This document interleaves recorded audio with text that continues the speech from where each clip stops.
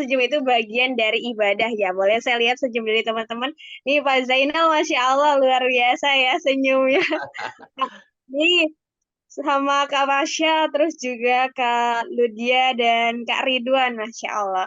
Oke, saya punya jargon, jadi nanti ketika saya bilang semangat pagi, maka jawabannya pagi, pagi, pagi. Siap ya? Siap. Oke, siap ya? Ya, Ya. semangat pagi. Pagi, Pagi, pagi, pagi. pagi, pagi. Wih, luar biasa. Sekali lagi boleh ya, biar kita semakin semangat dan juga nanti ketika kita mempelajari sesuatu itu semakin meresap ya ilmunya. Oke, semangat pagi. Pagi, pagi, Pagi, pagi. pagi, pagi. Oke, berikutnya saya punya permainan ya. Jadi buat seluruh peserta hari ini yang lumayan semangat ya, Masya Allah. Saya punya permainan, jadi nanti silakan dari ada Kak Sultan, Kak Fasya, Kak Ludia, Kak Ridwan, Pak Zainal Arifin mungkin mau ikut juga boleh. Ya, jadi saya akan punya pertanyaan. Jadi nanti silakan sebutkan kata benda ya, sebutkan kata benda. Silakan pilih, tapi ini kita mainnya adalah berurutan. Dari saya dulu, terus Kak Sultan, kemudian Kak Fasya. Kita bertiga dulu ya. Jadi Oke. bertiga nanti akan sambung kata dari kata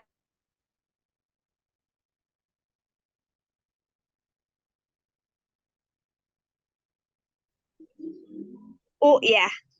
Nah, benda apa yang dari U, Kak Sultan silakan disebutkan setelah itu. Terus Kak Sultan sebut nanti setelah Kak Sultan sebut huruf terakhirnya disambung sama Kak Pasya. Jadi kita melatih konsentrasi nih.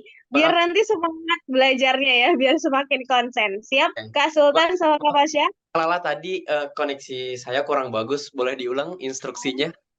Ya, instruksinya jadi nanti saya mempersilakan semuanya ya untuk 3 orang dulu kita percobaan Hmm? menyebutkan kata benda.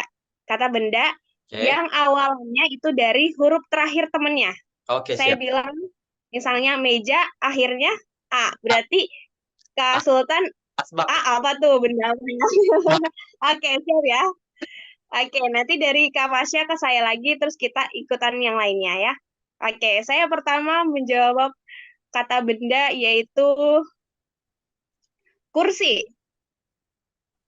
Dari mana nih? Fasya dulu atau saya dulu nih? Kak Sultan dulu. Oke, ulang coba. Ayo, ulang. Udah mulai gak fokus dia. Oke, ya, saya ganti deh. Jadi handphone. Handphone, terakhirnya apa tuh? Ya, handphone. Handphone, eh, Pakai eh. pakai D deh handphone. Oke, D. Duit. Oke, Kak Fasya. Timur Leste. Kan Enggak benda. ya? Oh, benda, Benda benda. kok Oh, iya, bukan. iya. Bukan ya.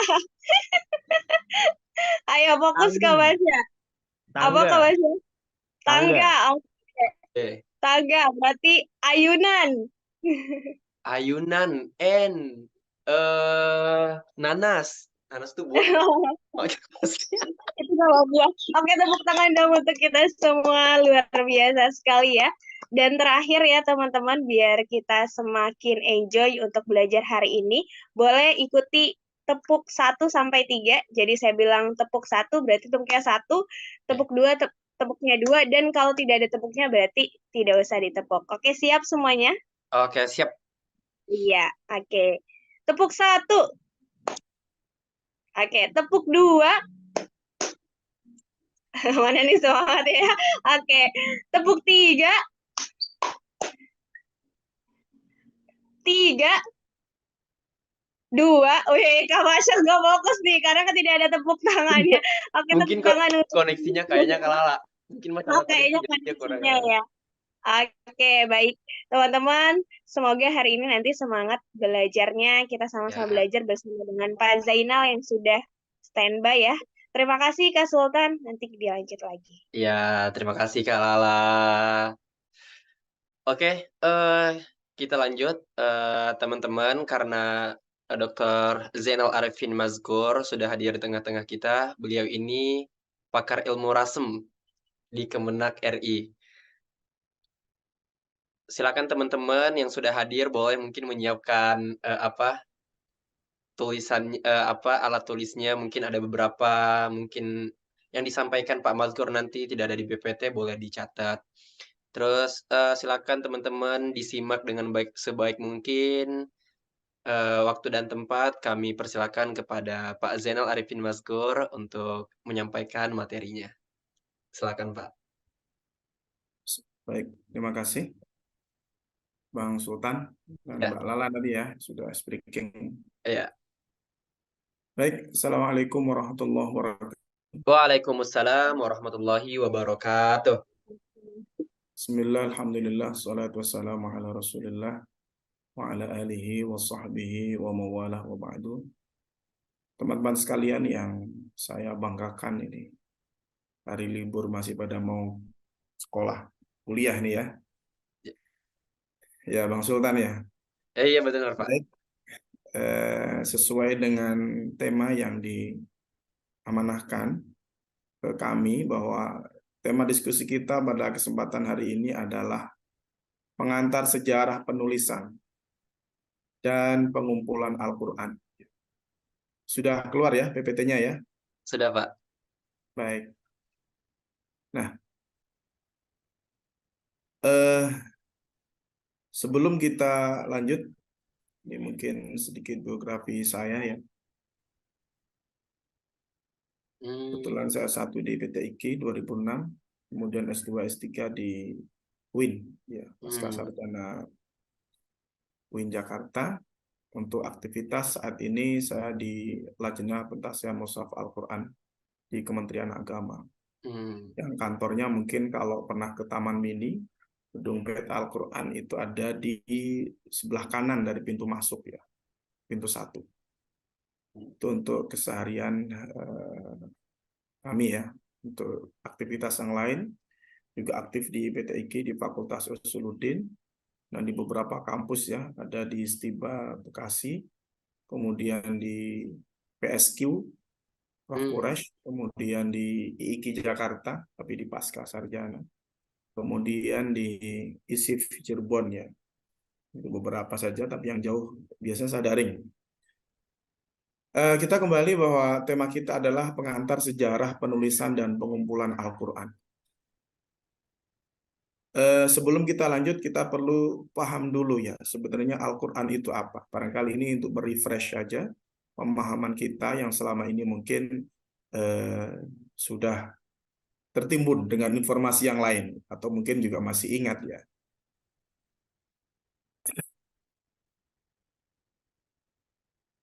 Apa sih Al-Quran itu? Ini saya ambilkan dari definisinya As-Sobuni ya, dalam kitabnya At-Tibyan fi Ulumil Quran. Jadi yang perlu kita catat ya, bahwa Al-Quran itu adalah firman Allah atau kalamullah itu biasanya, yang diturunkan kepada Nabi Muhammad SAW melalui Jibril, yang dituliskan dalam satu mushaf sampai kepada kita secara mutawatir, bernilai ibadah bagi yang membaca, tersusun dari mulai surah Al-Fatihah dan ditutup dengan surah An-Nas. Ya, ini adalah ta'rifnya atau definisi daripada Al-Quran itu. Jadi dari semua item tadi ya, ketika disebut Al-Quran firman Allah, ini untuk menafikan bahwa Al-Quran itu bukan perkataan Nabi Muhammad, seperti tempo hari yang disampaikan oleh Pak Panji Gumilang itu ya, yang ramai di media juga, nah gitu. Saya kira itu juga perlu dikritisi oleh teman-teman yang aktif di IAT gitu ya. Jadi yang disebut Al-Quran itu ya firman Allah gitu ya.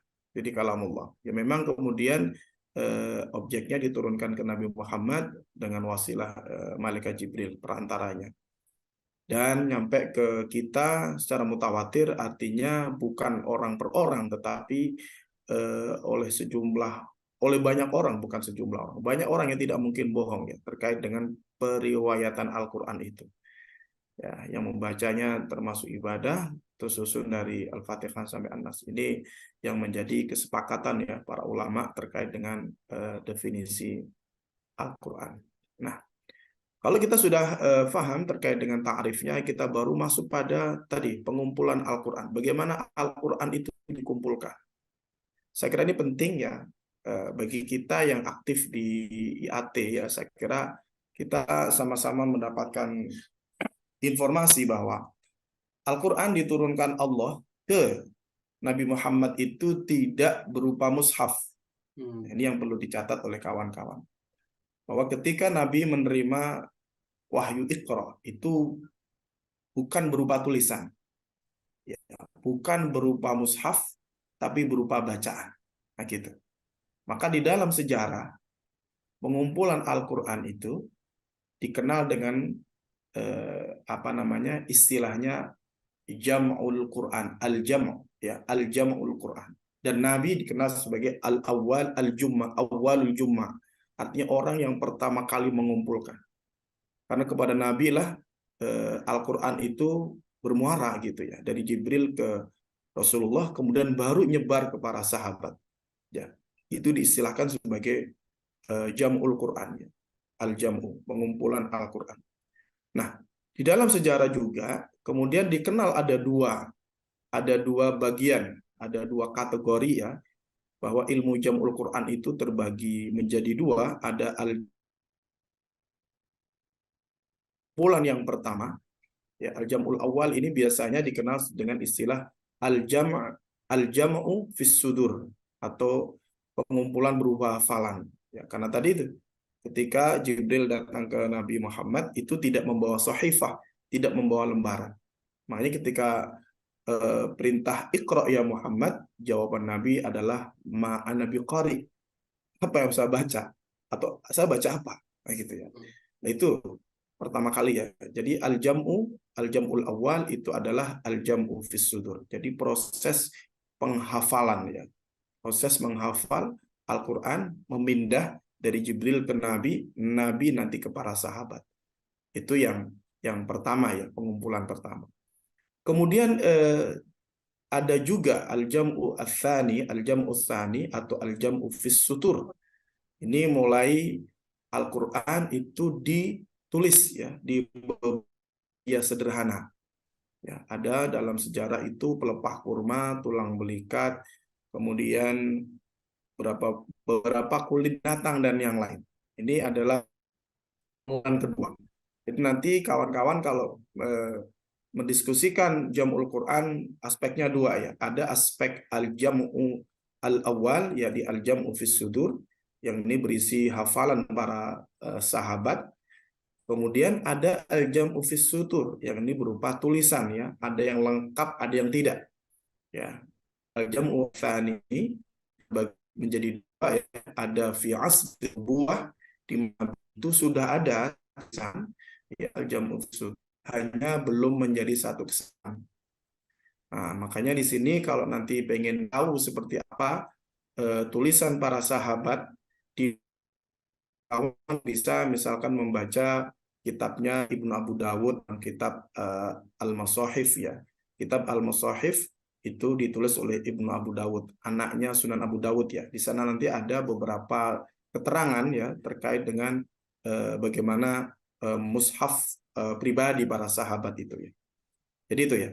Jadi untuk jam'u fis sutur dibagi dua, ada al-jam'u di masa Nabi fi asri nubuwah, dan yang kedua adalah al-jam'u fi asri khulafair rasyidin. Jadi di masa khulafaur rasyidin. Itu nanti juga ada perbedaan ya. Intinya